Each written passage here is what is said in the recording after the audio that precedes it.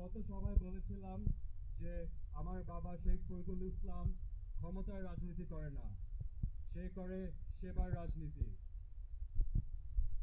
এই 5ই আগস্টের পর থেকে বাবা হুরকা ইউনিয়নকে নিয়ে স্পেশালি অনেক ফোকাস দিয়েছিল। আমি জানি যে আমাদের এখানে অনেক হিন্দু ধর্মের ফলোয়ার বেশি, তো বাবা অলওয়েজ খেয়াল রেখেছিল এবং অলওয়েজ এখানে ফলো করার চেষ্টা করেছিল।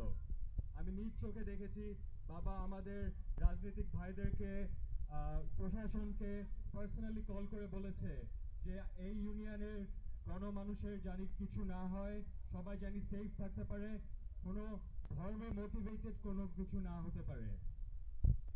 বাবা বাবা দীর্ঘ 17 থেকে 20 বছর ধরে এলাকার জন্য কাজ করে আসছে এবং কোনো ক্ষমতা ছাড়াই কাজ করে আসছে। তো যেই ব্যক্তি এতদিন নিজ উদ্যোগে এত কাজ করে আসছে, সে কি ক্ষমতায় আসলে কাজ করবে না?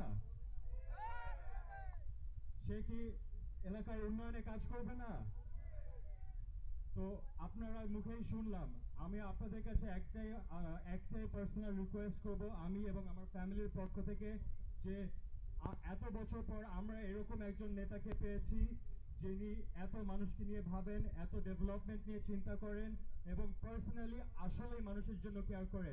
কোনো স্বার্থ নাই তার, সে জেনুইনলি মানুষকে ভালোবাসে। আর আমি শুধু ছেলে হিসাবে বলছি না, প্রত্যেকটা এলাকার মানুষ তারা সবাই বলে যে সে জেনুইনলি একজন ভালো মানুষ আর সে সবাইকে অনেক ভালোবাসে। তো আজ এই সামনের 12ই ফেব্রুয়ারি নির্বাচনে আমি বিশ্বাস করি যে এই নির্বাচনে আপনারা সবাই আমার বাবাকে ভোট দিবেন, ভোট দিয়ে এলাকার মানুষকে খুশি রাখবেন এবং আমার বাবাকে কাজ করার সুযোগ করে দিবেন।